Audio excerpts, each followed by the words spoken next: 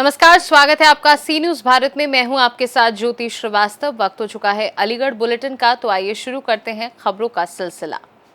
भारतीय किसान यूनियन सुनील के सैकड़ों किसान राष्ट्रीय अध्यक्ष सुनील चौधरी के नेतृत्व में तहसील कोल में एसडीएम कोल दिग्विजय सिंह से मिलने पहुंचे। इस दौरान राष्ट्रीय अध्यक्ष सुनील चौधरी ने भूमाफियाओं से परेशान पीड़िता आरती देवी व हरदुआगंज से आए किसानों की समस्या को लेकर एसडीएम कोल से मुलाकात की।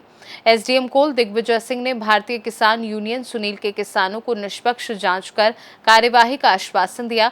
वहीं सासनी गेट थाना क्षेत्र में ललित मोहन नाम युवक की हुई हत्या को लेकर मृतक युवक के परिजनों व भूमाफियाओं से परेशान पीड़िता आरती देवी के साथ राष्ट्रीय अध्यक्ष सुनील चौधरी ने एसपी सिटी मृगांक शेखर पाठक से मुलाकात की व निष्पक्ष जांच कर कार्यवाही की मांग की।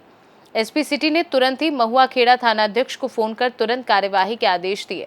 राष्ट्रीय अध्यक्ष सुनील चौधरी ने कहा कि अगर पीड़िता आरती देवी को न्याय नहीं मिला तो भारतीय किसान यूनियन सुनील का एक कार्यकर्ता धरना देने के लिए बाध्य होगा। पीड़िता आरती देवी ने कहा कि राष्ट्रीय अध्यक्ष सुनील चौधरी की बात का मुझे विश्वास है। कल हम माननीय मुख्यमंत्री महोदय से मिलना चाह रहे थे, प्रशासन ने नहीं मिलने दिया और एसडीएम साहब ने भरोसा दिलाया था कि हम उस पर कार्रवाई करेंगे। तो आज एसडीएम साहब से मिले, उसमें टीम गठित कर दी गई है, शीघ्र ही जांच हो जाएगी। ये 300 गज पर प्लॉट पर कब्जा कर रखा है। दूसरा, ये पीड़ित जितने भी किसान भाई नजर आ रहे हैं आपको, ये सब हरदुआगंज से आए हैं। इनके दादालाई जमीन और कुछ पट्टे की जमीन है।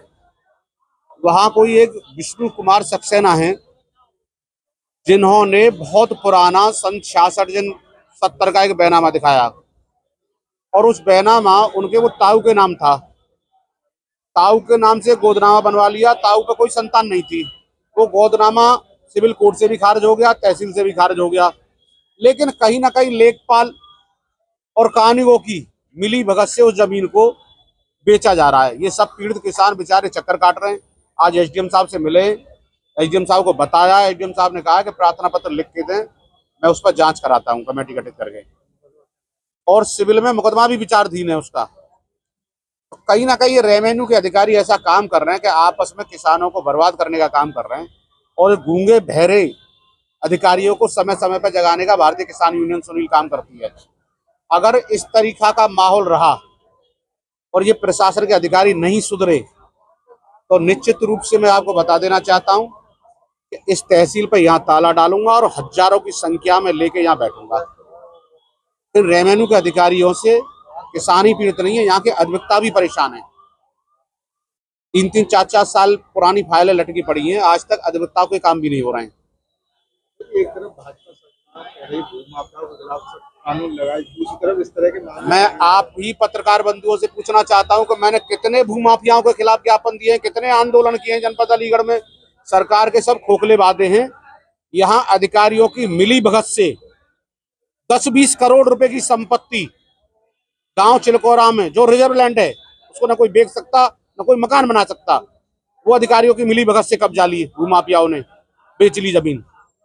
और जो शेष जमीन जो चिलकोरा की सरकारी भूमि बची हुई है, 18 दिन हो गए, 1 महीने पहले 18 दिन पहले हमने ज्ञापन दिया था और आंदोलन भी किया था, धरना भी दिया था कमिश्नर महोदय के यहाँ। लेकिन आज तक उस पर क्या कार्रवाई हुई कि 50 लट्टे ले जाके डाल दिए। आज हमने एसडीएम साहब से दोबारा मिले और उन्हें याद दिलाई कि 18 दिन हो गए, आपके शेष 12 दिन बचे हैं। अगर 12 दिन में निष्पक्ष पूरी जांच होकर सारे जितनी भी सरकारी भूमि है उस पर तार या बाउंड्री वाल या लट्ठा नहीं गड़े तो 1 महीने बाद पीछे आपको ऑफिस में नहीं बैठने देंगे। जी, ये जो आंदोलन है अलीगढ़ के भूमाफियाओं की गैंग सक्रिय है। आज से पहले भी भारतीय किसान यूनियन सुनील के कार्यकर्ताओं ने धरना प्रदर्शन किए हैं और अभी भी कल जब मुख्यमंत्री साहब से जो आरती देवी का प्लॉट कब्जा लिया है और जो पीड़ित किसान खड़े हैं, हर माह किसान यूनियन सुनील पीड़ितों के प्लॉटों की जो भूमाफियाओं ने कब्जा कर रखा है इस तहसील पर आकर कोई ना कोई शिकायत देता है। मगर यहाँ तहसील के जो अधिकारी हैं उनका इतना रवैया खराब है कि वो भूमाफियाओं के खिलाफ कोई कार्रवाई नहीं करते। कहीं ना कहीं इस प्रशासन की भी साठगांठ है।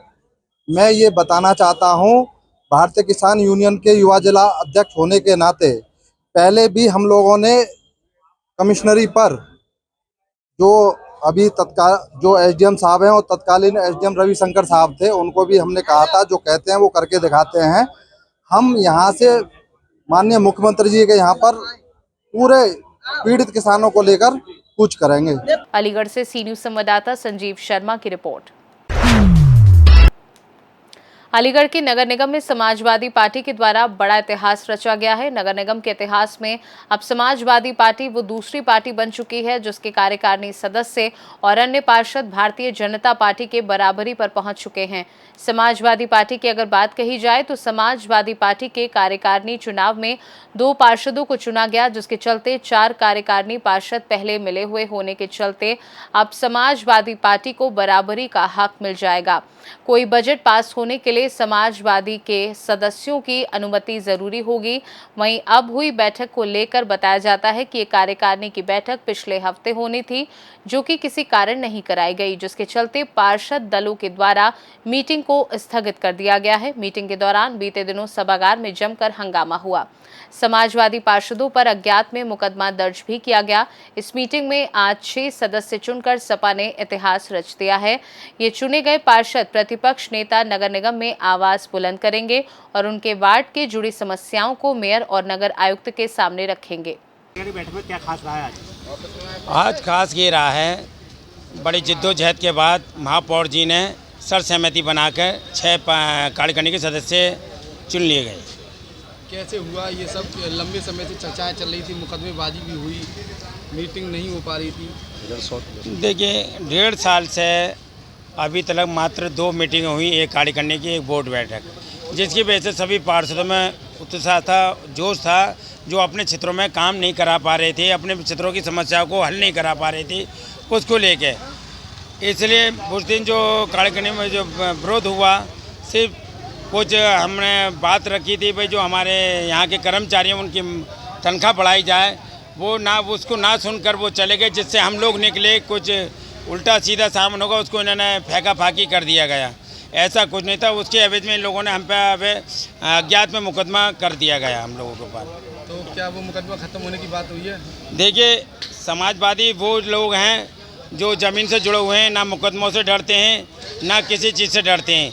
ये मुकदमा महापौर जी ने वादा किया है वापस रहने का, ले लेंगे तो अच्छी तरीके से 4 साल वोट चलाएंगे तो बेहतर तरीके से चलेगा, नहीं लेंगे तो बेहतर तरीके से वोट नहीं चलेगा। ये बताओ, जैसे लंबे समय से समाजवादी पार्टी को पकड़ नहीं थी, अब 6 जो कार्यकारिणी सदस्य हो चुके हैं और भाजपा के कितने हैं? नहीं, आपके कार्यकाल में सबसे अच्छी बात यह है 34 हम जो हैं समाजवादी के हैं और एक हमारे साथ कांग्रेस का है और बसपा के हैं कुछ पार्षद, कुल में आके हम 42 होते हैं। सदन बराबर का है और अब कार्यकारिणी में भी हम 6-6 हो गए।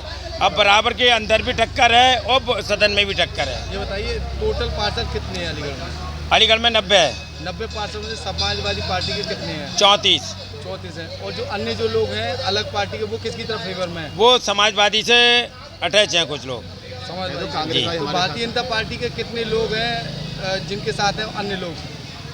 समाज भाजपा के जो हैं 45 लोग हैं।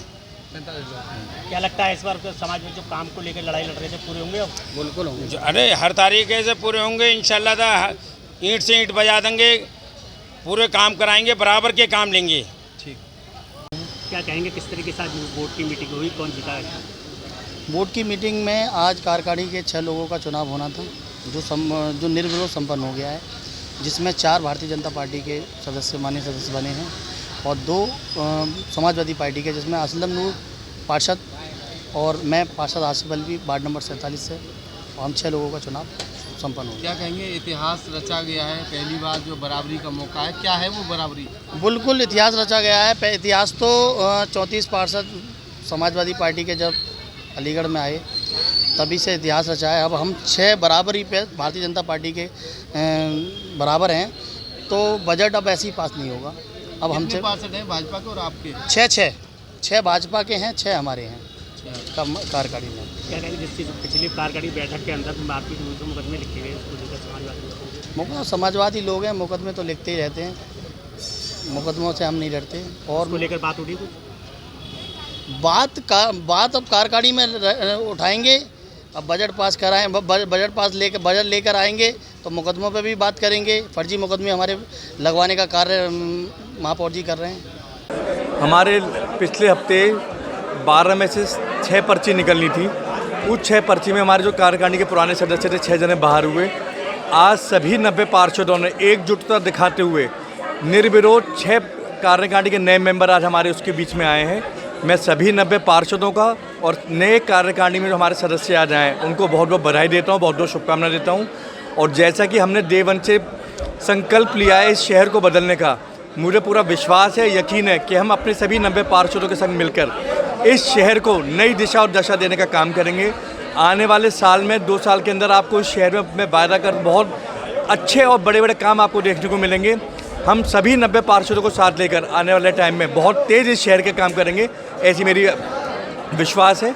मैं सभी 90 पार्षदों को, मैं नगर निगम की पूरी टीम को बधाई देता हूं कि उन्होंने बिल्कुल निष्पक्ष तरीके से चुनाव कर आज पूरी कार्रवाई पूरी हुई और निर्विरोध तरीके से हमारे सभी कार्यकारिणी सदस्य चुने गए। सबको बहुत बहुत बधाई। सब पत्रकार बंधुओं का बहुत बहुत धन्यवाद। सारी टीम को जो यहाँ पे मौजूद है सबको बहुत बहुत बधाई और धन्यवाद। अलीगढ़ से सी न्यूज़ संवाददाता संजीव शर्मा की रिपोर्ट। मामला अलीगढ़ जिला कलेक्ट्रेट का है, जहां भारतीय किसान यूनियन स्वराज गुट के नेताओं के द्वारा जबरदस्त प्रदर्शन किया है। किसान नेताओं का कहना है कि एमएसपी की मांग लंबे समय से किसानों के द्वारा की जा रही है, जिसको सरकार मानने को तैयार नहीं है। किसान नेताओं के द्वारा कई बार विरोध प्रदर्शन किए गए। देश भर में किसानों के द्वारा बड़ा प्रदर्शन करते हुए किसानों की मांगों को पूरा करने की बात कही है, लेकिन आज तक किसानों की मांगों को पूरा नहीं किया जा रहा है। इसके चलते किसान सड़कों पर उतरकर प्रदर्शन कर रहे हैं। किसान नेताओं का कहना है अन्न उगाने वाला किसान आज अपनी मांगों को लेकर सड़कों पर प्रदर्शन कर रहा है, जबकि खून पसीने से फसल को उगाने के बाद वह बाजार में भेजता है और इस फसल की कीमत बाजार में बैठे आलीशान महलों में आराम फरमा रहे व्यापारियों के द्वारा लगाई जाती है। जबकि छोटी से छोटी कंपनी में कोई भी प्रोडक्ट बनता है तो प्रोडक्ट बनाने वाला ही व्यक्ति अपने प्रोडक्ट की कीमत लगाता है, लेकिन किसानों के साथ ऐसा नहीं है। किसानों की फसल की कीमत व्यापारी लगाते हैं, जिसकी खुली आज़ादी सरकार के द्वारा उन्हें दे रखी है। यही कारण है जो आज़ादी किसानों को मिलनी चाहिए वह आज़ादी व्यापारियों को मिली हुई है। इसी आज़ादी को खत्म करवाने के लिए आज तमाम किसान नेता सड़कों पर उतरकर प्रदर्शन कर रहे हैं और उनके द्वारा एक पत्र देश के प्रधानमंत्री नरेंद्र मोदी के नाम लिखकर एमएसपी कानून लागू कराने की मांग की है। किसान नेताओं का कहना है कि लंबे समय से एमएसपी लागू करने की मांग उनके द्वारा की जा रही है, लेकिन अभी तक किसानों के लिए सरकार के द्वारा एमएसपी लागू नहीं की गई, जिसका खामियाजा किसानों को भुगतना पड़ रहा है और इसका मुनाफा व्यापारी लोग उठा रहे हैं।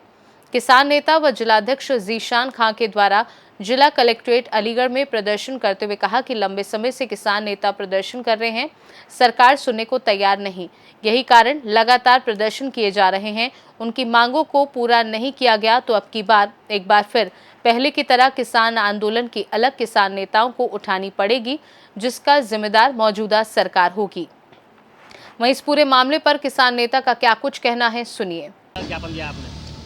ये आज हमने जो ज्ञापन दिया है ये एमएसपी को लेकर ज्ञापन दिया है, जो कि आए दिन गरीब मजदूर किसानों की आवाज़ उठाते हैं और उसका कोई भी किसी तरीके का काम नहीं होता है और आए दिन किसान मारा जाता है, कर्जे में डूबा रहता है और जो भी किसान अपने खेतों में अनाज उगाता है उसका मूल्य जो तय करता है वो एक व्यापारी करता है। किसान को इतना हक क्यों नहीं है जो कि वो अपना मूल्य अपने आप तय करे? इतना समय हो गया अब तक कोई गारंटी नहीं बनी है, क्या लगता है इसके पीछे? इसके पीछे क्या लगता है, यही है कि सरकार आए दिन जो अपनी बातें रखती है, अपनी बात चलाती है सरकार, गरीबों की कोई सुनवाई नहीं है इसमें। क्या लगता है इसके पीछे योजना दे रहे हैं किसानों को लेकर? क्या योजना दी है हमें तो कुछ दिखाई देता नहीं है। आज तक एमएसपी को लेकर आज तक एमएसपी को तो वापस लिया नहीं है सरकार ने, दिया नहीं है सरकार ने। क्या नाम तुम्हारा? मेरा नाम मोहम्मद शाहरुख है, मैं युवा जिला अध्यक्ष अलीगढ़। आपने क्या दिया? देखिए, मेरा नाम मोहम्मद अनस है, मैं प्रदेश सचिव उत्तर प्रदेश भारतीय किसान यूनियन स्वराज। ज्ञापन दिया गया? देखिए, ज्ञापन हम लगातार गरीब किसान मजदूर की आवाज़ को जो है उठा रहे हैं। जो गरीब किसान मजदूर पे अत्याचार हो रहा है, जुल्म हो रहा है, चाहे वो सत्ताधारी पार्टी के नेता हों, विधायक, सांसद या कोई भ्रष्ट अधिकारी हों, हम लगातार गरीब किसान मजदूर की आवाज़ को उठा रहे हैं और उसको उठाने का काम कर रहे हैं। न्याय दिलाने के लिए हम जो है उसके जो आवाज़ को बांध के उठ रहे हैं। लेकिन आज हमारा जो ज्ञापन था, यह हमारा ज्ञापन एमएसपी को लेकर था, जो कि सरकार ने 13 महीने के अंदर दिल्ली आंदोलन चला, जिसको लेकर सरकार ने किसानों से वादे किए तरह तरह के कि आपको जो है एमएसपी मिलेगी। तमाम किसानों की समस्याओं को सरकार ने मानने के लिए कहा, लेकिन सरकार अपने उन वादों से जो है पीछे हटती नज़र आ रही है। सरकार ने अभी तक कोई जो है इसमें वादे पूरे नहीं किए हैं। किसानों को एमएसपी नहीं मिली है। 13 महीने के चले आंदोलन के अंदर 700 से ज़्यादा हमारे किसान भाई शहीद हुए, लेकिन उनको शहीदी का दर्जा नहीं मिला और ना ही उनके परिवार को कोई मुआवजा मिला है। और आज एमएसपी को लेकर किसान इतने जो है परेशान हैं कि किसान अपनी जो है खेती कर रहे हैं, जाड़े हो, सर्दी हो, गर्मी हो, धूप हो, लेकिन जो है किसानों को उनके हक नहीं दिया जा रहा है। मैं पूछना चाहता हूँ इस देश के प्रधानमंत्री माननीय नरेंद्र मोदी जी से, क्या इस देश में एक जूता बनाने वाली कंपनी को उसके रेट तय करने का अधिकार है, तो किसान को अपनी फसल के रेट तय करने का अधिकार क्यों नहीं है?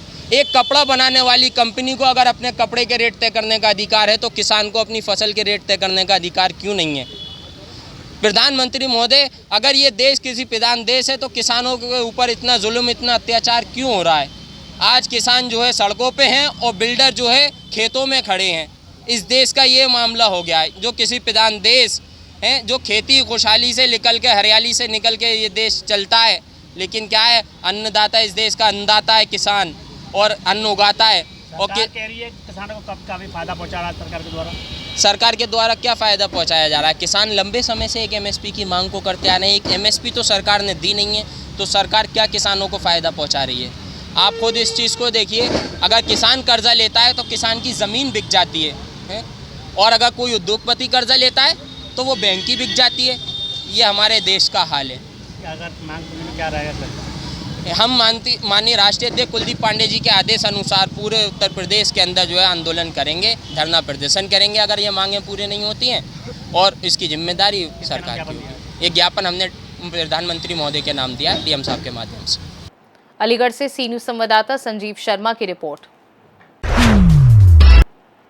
नगर पालिका परिषद अतरौली जनपद अलीगढ़ में कार्यरत समस्त सफाई कर्मचारियों का अपनी न्यायोचित एवं वैधानिक मांगों को लेकर अनिश्चितकालीन धरना चौथे दिन भी जारी रहा, जिसमें अभी तक नगर पालिका द्वारा किसी भी मांगों का निस्तारण न होने पर कर्मचारियों में भारी रोष भी व्याप्त रहा। साथ ही अखिल भारतीय सफाई मजदूर कांग्रेस के प्रदेश अध्यक्ष कमल सिंह भी नगर पालिका परिषद अतरौली की शाखा से प्राप्त एवं दूरभाष पर हुई वार्ता के अनुरूप कर्मचारियों के बीच उपस्थित हुए और उन्होंने आश्वासन दिया कि कर्मचारी जब तक अपनी न्यायोचित मांगों को लेकर आंदोलनरत रहेगा, संगठन उनके हित एवं न्यायोचित मांगों के लिए सदैव उनके साथ रहेगा। साथ ही साथ कर्मचारियों के साथ किसी भी प्रकार की जागृति, उत्पीड़न, शोषण होने पर संगठन राष्ट्रीय स्तर पर भी आंदोलन करने पर विवश होगा। ऐसा आश्वासन कमल सिंह ने कर्मचारियों को दिया। इस मौके पर प्रदेश अध्यक्ष कमल सिंह, प्रदेश उपाध्यक्ष अशोक चौधरी, शाखा अध्यक्ष मुकेश कुमार महंत, गौरव कुमार चौहान, भोला मिस्त्री, संजय बैरागी, अनूप कुमार, सतीश चंद्र, प्रमोद व समस्त सफाई कर्मचारी मौजूद रहे। सर जरा अपना परिचय बताइए, और जो आंदोलन चल रहा है आज शायद इसका चौथा दिन है, और क्या सुनवाई हुई, क्या सुनवाई नहीं हुई, इसके बारे में अवगत कराएंगे। अखिल भारतीय सफाई मजदूर कांग्रेस ट्रेड यूनियन 72-62 का मैं प्रदेश अध्यक्ष उत्तर प्रदेश कमल सिंह है।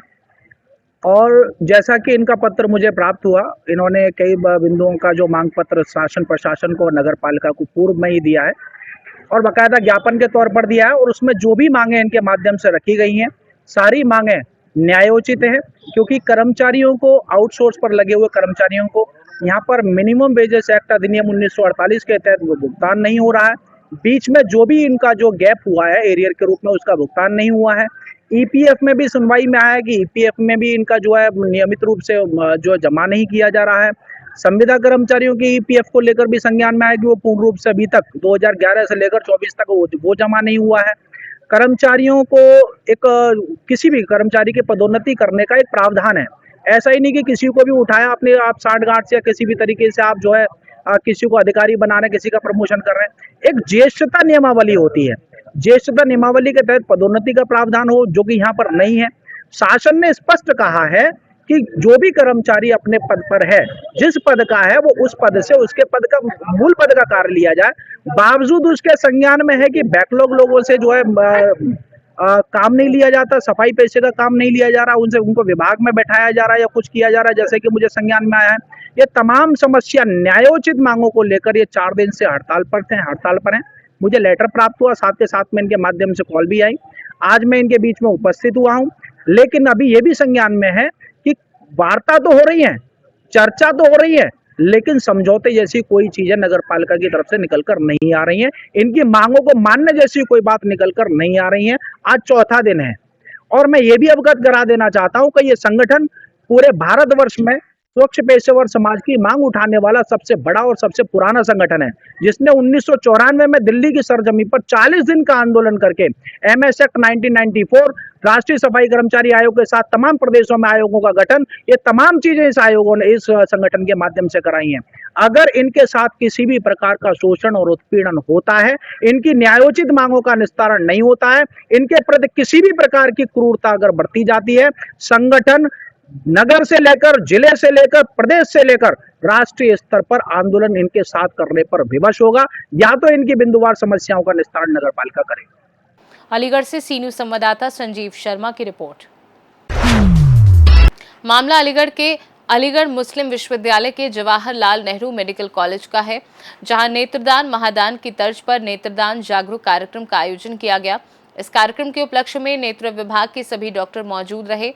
ये कार्यक्रम नेत्रदान जागरूक अभियान के तहत लोगों को जागरूक करने एवं नेत्र विभाग के डॉक्टर को नेत्र संबंधित जानकारी भी दी गई। वहीं इस पूरे मामले पर प्रोफेसर मीना माहेश्वरी ने क्या कुछ कहा, सुनिए। आज आई डोनेशन का प्रोग्राम था, लोगों को सेंसिटाइज करने के लिए कि जब किसी पेशेंट की डेथ हो जाए तो उसको इमीडिएटली इन लोगों को डिपार्टमेंट ऑफ ऑप्थेल्मोलॉजी, जो इनका एक यूनिट बना हुआ है जो आई डोनेशन प्रोग्राम करता है, कॉर्नियल ट्रांसप्लांट करता है, उसको इमीडिएटली इन्फॉर्म करें, जिससे कि वो अपना रिक्वायर्ड जो भी कॉर्निया लेना है वो ले लें। और ये प्रोग्राम इन्होंने 1 साल पहले भी इसको सेंसिटाइजेशन किया था और उसमें पिछले साल से इस साल में 3 से 33 पेशेंट्स का कॉर्नियल ट्रांसप्लांट हो गया है।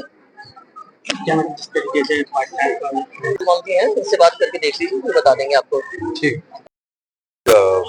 दिली प्रॉब्लम है। मैं अपने देश के लिए तो कह सकता हूँ कि हमें लगता है कि भाई हमारा जो गुजरा हुआ साथी है, परिवारजन है, तो उसकी ये फीलिंग होती है कि आंखें निकाल दी जाएंगी। आई डोनेशन का मतलब है अब पूरी आंख, अब वो नहीं है, अब वो सिर्फ ऊपर का कांच है। जैसे कि आपकी पुरानी घड़ी होती थी तो घड़ी का शीशा, बाकी खोखा तो वही होता है, और जो देखने में ऐसा नहीं होता जैसे गड्ढा बन जाएगा या कुछ होगा।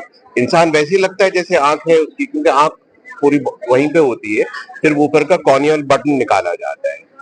दूसरी चीज होती है, अक्सर यहाँ पे गलत फहमियां हैं, या तो जैसे पुनर्जन्म में कि पता नहीं आंख होगी नहीं होगी यार अगले जन्म में, या पता नहीं जन्नत में पहुंचेंगे तो वहां पे कुछ प्रॉब्लम ना हो जाए। तो मेरा मानना ये है कि देखिए, चाहे अल्लाह मियां हो, चाहे भगवान हो, चाहे गॉड हो, आई एम श्योर इतनी स्पेयर चीजें हैं वहां पे कि ऐसा कुछ प्रॉब्लम नहीं होगी। और किसी मजहब में ये बात नहीं लिखी है। इवन इन पाकिस्तान मॉस्क से ये अनाउंस किया जा गया है कि भाई डोनेशन करें, हम आगे बढ़े। ये तो इंसानियत की बात है। लेकिन और थोड़ा गलत फहमी है, तो ये सब जब गलत फहमी दूर होंगी तो मुझे यकीन है कि ये बढ़ेंगी। जैसे ब्लड डोनेट करते हैं डोनेशन, उसको ये नहीं लगता ना कि मुझे कुछ डिफॉर्मिटी नहीं लग रही है उसको, कि कुछ जिस्म में बदलाव आएगा या कुछ। और इंतकाल जब होता है, कोई गुजर जाता है, मौत का वक्त समय बहुत इमोशनली अनस्टेबल होता है, वहां पे दिक्कत आती है। डोनेशन करने के लिए तो देखिए, सबसे इम्पोर्टेंट है कि हम एक तो अवेयरनेस बनाए, specially in hospital, nursing home. देखिए, आमतौर में मरीज जब बीमार होता है या एक्सीडेंट होता है, गुजरता है, इन्हीं जगहों पे गुजरता है। तो ये सबसे बेहतरीन फेसेस हैं डोनेशन के लिए, क्योंकि एक तो आप हॉस्पिटल में ही हैं, आपकी पूरी हिस्ट्री, जैसे डॉक्टर दिया ने बताया, यहाँ पे आपकी पूरी हिस्ट्री भी का भी ज्ञान है, कुछ हमको मालूम नहीं करना कि कोई ऐसी, क्योंकि ये तो खतरा है कि चंद ऐसी बीमारियां होती हैं जो बाज़ दफा कॉर्नियल डोनेशन से भी जा सकती है। लेकिन हॉस्पिटल बेस्ड डेथ होती है किसी की, तो वो तो ऑलरेडी जांचें हो चुकी है, उसकी हिस्ट्री पता भी है हमको। आई बैंक भी मेडिकल कॉलेज में, तो हमको कोई दूर भी नहीं भागना रात में, जैसे हमको कहीं दूर जाना है। तो इस तरह से हम चाह रहे हैं कि हॉस्पिटल कॉर्नियल रिट्रीवल प्रोग्राम, यानी कि अस्पताल जैसी जगहों पे जहाँ ऑलरेडी मतलब मेरे ख्याल में 4 से 4,500 डेथ एनुअल डेथ होती हैं जैसे मेडिकल कॉलेज में, और अक्सर एक्सीडेंट वाले केसेस होते हैं जो यंग होते हैं, जिनकी आई ज्यादा हेल्दी होती है, बजाय कोई 90 साल का आदमी इंतकाल हो, उसकी भी आंखें हम कभी किसी को मना नहीं करते हैं अगर कोई फैमिली आई डोनेट करना चाहती है, पर ये तो यंगर और हेल्दियर आईज होती हैं, ज्यादा यूजफुल आईज होती है। ठीक, चार्ज हूँ। मैं जानती हूँ कि आंखों की रोशनी कितनी अहमियत रखती है। जो हमने दुनिया देख चुकी है कितनी खूबसूरत है, नज़ारे कुदरत के कितने खूबसूरत हैं। वो लोग जो नहीं देखे हैं, मैं उनकी आंखों की रोशनी बनना चाहती हूँ। तो आपने अपने आप पे डोनेट कर दिया? जी जी, मैं अपनी फैमिली को कन्विंस करूंगी और मैं रजिस्ट्रेशन करूंगी कि मेरी स्ट्रॉन्ग डिजायर को वो पूरा करें, और यही मेरी विश है। क्या कहेंगे जिसके लिए आपने डोनेट किया है, आने और लोगों के लिए कितने मैसेज? हाँ, मैं I want to be an example कि हमारे बाद भी हम दुनिया को देख सकते हैं उनसे जिन्होंने दुनिया नहीं देखी है, कि दुनिया कितनी खूबसूरत है, कुदरत के नजारे कितने खूबसूरत हैं। वो जिन्होंने भी अपने बीवी बच्चों को नहीं देखा, जिन्होंने कुछ नहीं देखा, मैं उनकी आंखों की रोशनी पहन के उनको दिखाना चाहती हूँ। ये मेरा। अलीगढ़ से सी न्यूज संवाददाता संजीव शर्मा की रिपोर्ट। अखिलेश्वर महादेव मंदिर रघुवीरपुरी का 7 सितंबर से होने वाला गणेश उत्सव सनातन संस्कृति को समर्पित होगा। ये जानकारी मंदिर ट्रस्ट के अध्यक्ष सतीश गौड़ ने दी। उन्होंने बताया कि बाबा बर्फानी भक्त मंडल के सहयोग से मंदिर पर 5 सितंबर को इको फ्रेंडली गणेश मूर्तियों का निःशुल्क वितरण किया जाएगा। इन इको फ्रेंडली मूर्तियों में पंचगव्य के साथ साथ सभी ग्रहों से संबंधित अनाज डाले गए हैं, जिससे मूर्तियों के गल जाने पर ये अन्य जलचरों के भोजन के काम आ सके। प्रेस वार्ता में अखिलेश्वर महादेव मंदिर ट्रस्ट रघुवीरपुरी के अध्यक्ष सतीश गौड़, मनोज कुमार अग्रवाल सचिव, सत्येंद्र प्रकाश गुप्ता उपाध्यक्ष, ब्रजमोहन वार्ष्णेय कोषाध्यक्ष, सुभाष गौतम, ज्ञानेंद्र गुप्ता, मुकेश सिंघल, प्रवीण वार्ष्णेय, प्रवीण अग्रवाल, नवीन शर्मा, आनंद स्वरूप गोयल एवं मीडिया प्रभारी सुरेंद्र शर्मा, देवेंद्र पाल सिंह उपस्थित रहे। वहीं राधा कृष्ण सज्जा प्रतियोगिता की संयोजिका पूनम बहल, नूतन वार्ष्णेय, अमिता वार्ष्णेय, ममता वार्ष्णेय, निशा आदि बहनें मौजूद रहीं। हर प्रतिवर्ष पूरे भारत में गणेश उत्सव मनाया जाता है। ख़ासतौर से ये उत्सव महाराष्ट्र का है, लेकिन अब इसको सारे जनता लोग मनाने लगी है। तो हमारे यहाँ रिद्धि सिद्धि का इस साल भगवान की प्रतिष्ठा हुई है, ठीक बम्बई के तर्ज पे। तो हम लोगों ने सोचा क्यों नहीं इस प्रांगण में भी रिद्धि सिद्धि भगवान आए हैं तो उनका भी एक गणेश उत्सव मनाया जाए। तो इस प्रांगण में पहली बार गणेश उत्सव का आयोजन रखा है 11 दिन का, 7 सितंबर से लेके और 17 सितंबर तक। कार्यक्रम सारे क्रमबद्ध हैं, जो अभी मैंने आपको बताए थे, कार्ड में सारे प्रिंटेड हैं, जिसमें हम निःशुल्क वो भी बांट रहे हैं। गणेश जी, जिसका जो मन है वो दे सकता है, बाकी सब आप जनता के सहयोग से ही ये सब कार्य होते हैं। पब्लिक की इच्छा है कि भाई ये उत्सव होना चाहिए, भगवान की बड़ी कृपा हुई कि ये उत्सव के लिए सब लोग राजी हो गए। मेरी टीम के सभी लोग, आप मेरे सेक्रेटरी ब्रजमोहन जी को, मनोज अग्रवाल जी, ब्रजमोहन जी कोषाध्यक्ष, सुभाष गौतम जी, सभी लोग का बहुत बड़ा सहयोग रहता है टीम का। किस तरह कार्यक्रम रहेंगे? गणेश उत्सव में पूजा होती है, बाकी संगीत के कार्यक्रम होते हैं, शाम को भजन संध्या हैं, अलग अलग भजन संध्या होंगी हर दिन। शिव विवाह है, राधा रूप सज्जा कंपटीशन है जिसमें बच्चों को पुरस्कार वितरित किए जाएंगे।